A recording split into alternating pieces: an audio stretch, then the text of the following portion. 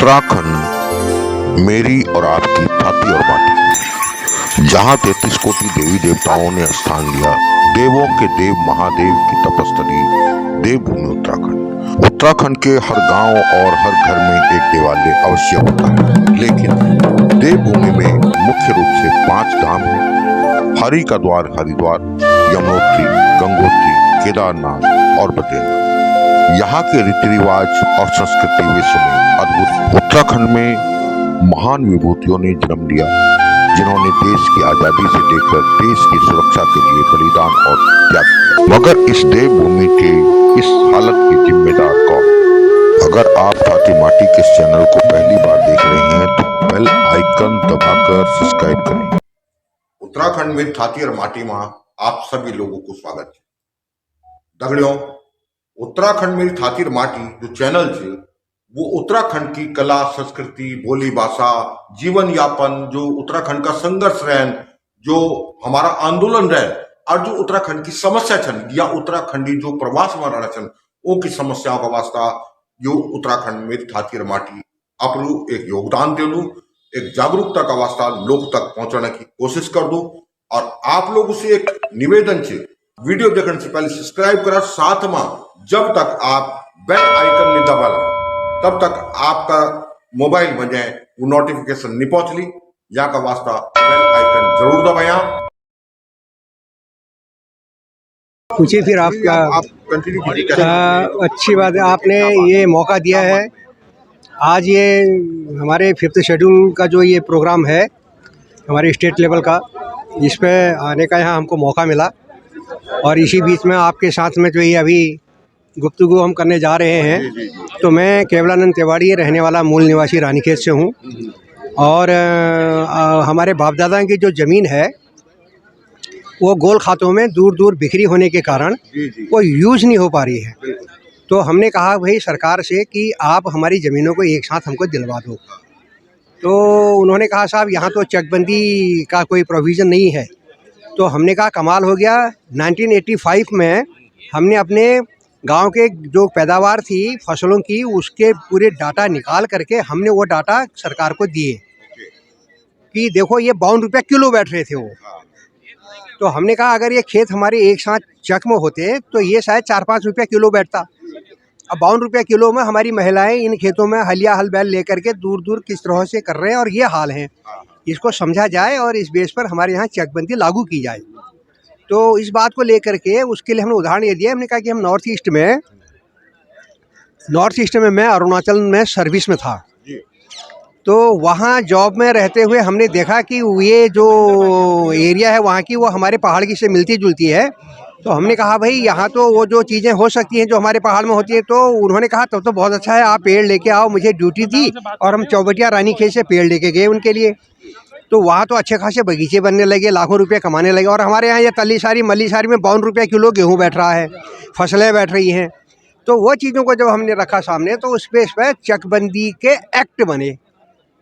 मतलब चकबंदी एक्ट नहीं बना, जो चकबंदी एक्ट यूपी में था उसके आधार पर पहाड़ में 2 जगह चकबंदी के ऑफिस खोले गए, गढ़वाल के लिए पौड़ी में और कुमाऊँ के लिए अल्मोड़ा में। तो 2 जगह ऑफिस खुले चकबंदी के 91 में।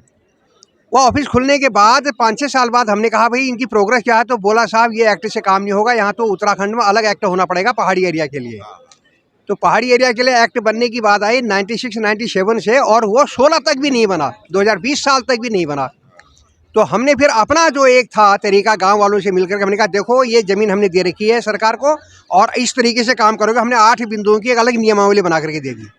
जब दी तो उनको लगा कि ये तो नहीं मानेगा, तो उन्होंने चकबंदी एक्ट पास किया 2016 में, लेकिन लागू नहीं किया। तो हमने कहा साहब इसको लागू करो। तो 2020 में हमको कोर्ट में जाना पड़ा कि ये एक्ट जो आपने पास किया 20 साल बाद और 4 साल फिर निकल गए, अभी भी आप इसको लागू नहीं कर रहे हो। तो जब कोर्ट में गए तो जब नोटिस वगैरह दिया तो उन्होंने वो एक्ट वगैरह लागू किया, नियमावली बनाई। अब हमने कहा इसको इम्प्लीमेंट भी करो, कोर्ट में जाके इम्प्लीमेंट करो। कहने के बाद में इन्होंने बाकायदा राजस्व डिपार्टमेंट को उनको भी जो है ड्यूटी दे दी है कि ये चकबंदी ये लोग करेंगे करके। लेकिन आज की तारीख तो अब हमारा वो खेत जो है बिक रहे हैं।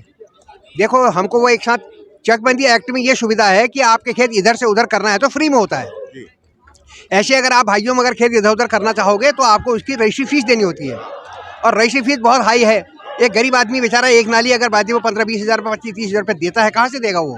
और उसके बाद उसको खेत व्यक्तिगत हो भी जाएगा तो व्यक्तिगत होने के बावजूद भी 1-2 नाली में वो क्या कर लेगा? तो इसलिए वो पलायन के लिए मजबूर है, क्योंकि खेत फंसे हुए हैं गोल खाते में। तो हमने अभी ये अभियान चलाया हुआ है कि साहब आप ये चकबंदी कब करोगे ये तो हमको कोई पता नहीं है, लेकिन जब करोगे उससे पहले हमारे खेत व्यक्तिगत कर दो, ताकि दूसरा आदमी कोई खरीद न सके, बेच न सके, उल्टा पुल्टा न कर सके हमारे खेत को। और अपना खेत बेचना है बेचे, उसके लिए भी एक कानून हम कह रहे हैं कि वो ग्राम सभा की परमिशन से वो किसको बेचना है, क्या करना है, वो बेचे तो बेचे, नहीं तो ज़रूरत नहीं है उसको बेचने की। वो अपने बाल बच्चों के लिए रखे और उसके बाद वो उसको एक साथ में हो और उसको जो है रजिस्ट्री चार्ज देना ना पड़े। तो इस तरह से ये जो 5th शेड्यूल आपका भू कानून मूल निवास के लिए हम जो बात कर रहे हैं, कानून लाना चाह रहे हैं, ये कानून पता नहीं कब आएंगे। अभी भी हम संघर्ष कर रहे हैं ना, तो जब तक हम ये कानून के आते हैं तब तक कम से कम हमारी ज़मीन व्यक्तिगत हो जाए। तब तक हम ये बात कहने जा रहे हैं अभी लोगों से कि भाई आप अपनी ज़मीन व्यक्तिगत करा लो, ये कानून जब तक आएगा तब, वरना बहुत लोग भूमिहीन हो गए हैं। तो यही हमारा जो चकबंदी का जो अभियान, हाँ, जो मोटा मोटी जो हमारा कहने का मतलब है वो यही है कि एक्ट लागू होते हुए भी ये खोल नहीं रहे हैं और फिर भी ज़मीनें बिकवा रहे हैं। तो हम जनता से कह रहे हैं कि भाई देखो अवेयर हो जाओ। तो हमने फॉर्म हम दे रहे हैं लोगों को, फॉर्म भरवा रहे हैं। आज भी हमारे करीब इसमें 100 से करीब फॉर्म भरे हैं और वो फॉर्म को हम रजिस्ट्री से तहसीलों में भेज रहे हैं। तो अब अल्मोड़ा जिले में कह दिया है कि स्वैच्छिक चकबंदी के लिए जो लोग तैयार हैं अपना प्रस्ताव दो, हम तुम्हारी स्वैच्छिक चकबंदी कराएंगे कह रहे हैं। तो अब देखते हैं ये अभी जो है जैसे कई लोग जमीन बेच रहे हैं, हाँ हाँ, तो जैसे 2-3 भाइयों की जमीन है, हाँ, और वो जो है बिक रही है, तो वो कैसे बिक रही है? वो सिंपल है, आपकी ज़मीन है गोल खाते में, जी बिल्कुल। सपोज आप 3 भाई हो, जी 3 भाइयों की ज़मीन सपोज आपकी वो 45 नाली थी, 15-15 नाली हो गई।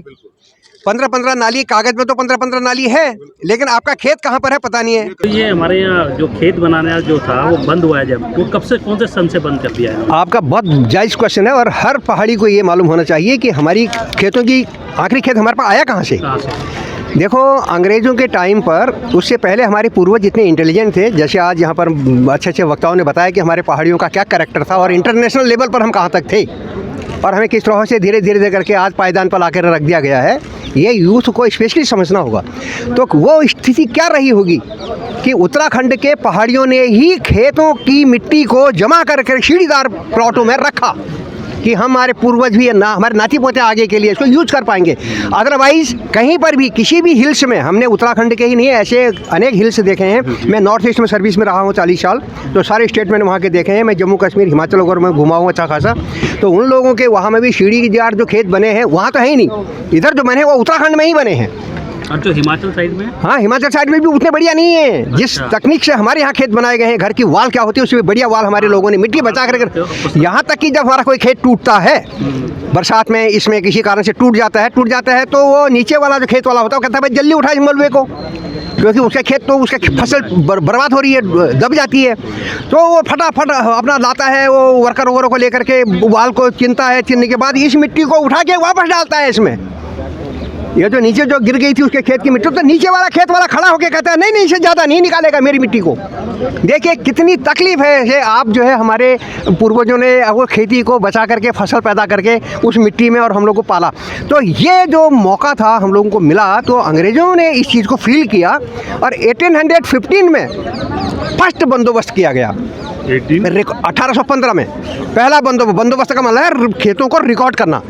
उन्होंने बनवाए या हमारे लोगों ने कहा होगा हमने बना रखे हैं, आप रिकॉर्ड करो इनको, हमारे नाती पोतों के लिए रहना चाहिए ये। तो रिकॉर्ड किया उन्होंने 1815, हाँ 1815 में पहला बंदोबस्त का रिकॉर्ड हुआ। इस तरह से करते करते 1928 में 11वां बंदोबस्त उनका हुआ। देखिए 1 2 3 4 5 6 11 बंदोबस्त हुए हैं वो खेत बनाने के। 1815 से लेके 1928 तक लास्ट 11वां बंदोबस्त। उस बीच में जो खेत बने हमारे पास में, तो मोटा मोटा रिकॉर्ड ये मिलता है कि हर परिवार के पास कम से कम 100 नाली ज़मीन थी। जैसे आपके फर्स्ट दादा ने बनाई होगी करीब 100 नाली ज़मीन, उसके बाद उसके बच्चे ज़्यादा हो गए, वो हो गए, तो एक पुश्त 2 पुश्त के बाद में उन्होंने कहा यार ज़मीन कम होगी, साहब फिर नया पहाड़ खोदो। तो खेतों के आगे पीछे नए खेत खुदे और सेकंड बंदोबस्त हुआ। सेकंड बंदोबस्त में इसका बेटा का भी, उसका बेटा का भी, उसका बेटा का भी, तो उसी गांव के अंदर में उसी परिवार के 5 6 7 खाते हो गए।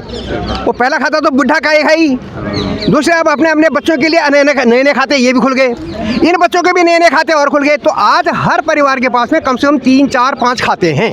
आपकी ज़मीन 4 5 खातों में है। तो वो 28 के बाद में भारत की जब आज़ादी हुई, आज़ादी के बाद में एक बंदोबस्त और हुआ यहाँ। आज़ादी के बाद दैट इज उसको कहते हैं 60-62 का बंदोबस्त, 12वां बंदोबस्त हुआ। वो हमारा अपना भारत सरकार का पहला बंदोबस्त है वो। उस बंदोबस्त के टाइम तक भी आप रिकॉर्ड देखते हैं तो वही रिकॉर्ड आज जो है 60-65 साल बाद भी हमारे पास में है। हमको इन्होंने बंद कर दिया उसके बाद खेत बनाने का। 60-62 के बाद खेत बनाना बंद कर दिया। क्यों बंद कर दिया साहब आपने? वही यूपी के, सॉरी उत्तराखंड का जो प्लेन्स एरिया है, जैसे हमारा रुद्रपुर है, उधर आपका हरिद्वार एरिया है, या इवन आपके नैनीताल का जो फुटिल एरिया है, देहरादून का फुटिल एरिया है, इन एरियाज में आज भी वहाँ पर भूमि बंदोबस्त चल रहा, नए खेत वहाँ पर बन रहे हैं।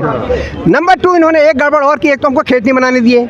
जो खेत हमारे थे उनमें कहीं स्कूल खोलना है, अस्पताल खोलना है, कहीं कुछ खोलना है, वो भी यही ज़मीन ली उन्होंने। सड़क के लिए भी कहा ये ज़मीन दो। हाँ, हमारी ये ज़मीन देखिए, एक तो हमारे पास कृषि भूमि वैसी कम है, इतनी हालातों कठिन परिस्थितियों में हमको खेत बना करके अपना बंदोबस्त करना पड़ा। एग्रीकल्चर लैंड हमें तैयार करनी पड़ी। बात है, हम तो उसको कमर्शियल कर ही नहीं सकते, हम लोग उतनी उपजाते थे जितनी हमें जरूरत है। यस, सारी बरसात पे डिपेंडेड है। तो अब आगे जाकर के 60-62 के बाद से इन्होंने भूमि बंदोबस्त बंद कर दिया, नए खेत बनाने की प्रक्रिया बंद। उसमें 100 नाली थी, आज परिवार बढ़ गए तो उस हिसाब से 2 नाली 3 नाली में आ गए हम। 2-3 नाली में क्या कर लेगा आप? तो आपको भागना ही है, क्योंकि आपको कहीं तो अपना रोजगार चाहिए, दाना पानी चाहिए। नंबर 1 तो हमारा पलायन का कारण ये रहा कि हमारा, मैं इसलिए हम कह रहे हैं कि हमारा भूमि बंदोबस्त खोलो, चालू करो। हमको जिसको ठीक है, जो आदमी गवर्नमेंट जॉब में जाना चाहता है, वो जो अच्छे खासे वो क्या है टेक्नोलॉजी जो करो उनके साथ वो कहीं भी जाए, लेकिन जो खेती बाड़ी के साथ जुड़ना चाहता है उसको ज़मीन मिलनी चाहिए ना। वहीं प्लेन्स में आपने एक आदमी को 8-8 एकड़ ज़मीन दे रखी है। हमारे पास तो तुमने 2 एकड़ जो ज़मीन, 3 एकड़ ज़मीन भी वहाँ नहीं होने दी, 2-3 नाली में ले आए, उसको भी तुमने गोल खाते में डाला। गोल खाते का मतलब क्या है कि जिस खेत में आप खेती करते हो उसमें आज की तारीख में आपके परिवार को, दादा का खेत के जितने भी नाती पोते हैं सब हिस्सेदार हो गए। अब अगर आप आते हो खेत में को उद्योग लगाना चाहते हो और बाद में 2-4 लाख रुपया लेकर कुछ करना चाहते हो, वो कहते हैं एनओसी लाओ। ये अब एनओसी लेने के लिए आपके पास 30-40-50 लोग हो गए हैं, उसमें तो 2-4 तो यस कहते हैं, बाकी कहते हैं ये कौन है भाई, वो पहचानते तक नहीं है आपको, है ना। चीज़ और बोलना चाहूँगा आपसे कि जब ये बंदोबस्त की बात आती है तो सरकार ये कहती है भाई ये पर्यावरण को खर्चा वो होता है कि भाई खतरा, आप पेड़ काटोगे और क्या कहते हैं पहाड़ को तोड़ोगे तब खेत बनाओगे। पर जब ये सड़क चौड़ी कर रहे हैं तब क्या खेत वो क्या कहते हैं पहाड़ नहीं टूट रहा है, मतलब जो पौधे हैं वो नहीं मर रहे हैं। ये कोई लॉजिक नहीं है। ये जस्ट ऐसा है कि हमारे लोग जो है ना जागरूक नहीं है। पहले कह रहे हैं हाँ, इसमें कानून लाओ, है ना, वो आगे तो हो गया काम। तो हमने इसी बात को लेकर के एक सवाल है। हाँ जी बोलिए। हाँ, जो अधिकतर मेरे ख्याल से मेरे पहाड़ियों को पता कम है, जब गोल खाते की जमीन होती है, गोल खाते की जमीन में कुछ लोग तो अपना कुछ लोग अपनी जमीन बेच रहे हैं। जैसे कि आपने कहा कि देखते हैं कि कमजोर व्यक्ति कौन है, उस बंदे को पकड़ो, डीलर उसको पकड़ता है, फिर उसके बाद वो जमीन ले लेता है। लेकिन बाकी लोग जब अगर बाकियों की जमीन है उसका क्या? हाँ, तो यहाँ पर अभी हम लोगों से कह रहे हैं कि आप तहसील में एक एप्लीकेशन डालो, क्योंकि राजस्व डिपार्टमेंट का लास्ट जो पायदान में जो हमारा ऑफिस है वो तहसील है। तहसील में आप एप्लीकेशन ये डालिए कि साहब मेरे बाप दादाओं की टोटल लैंड जो है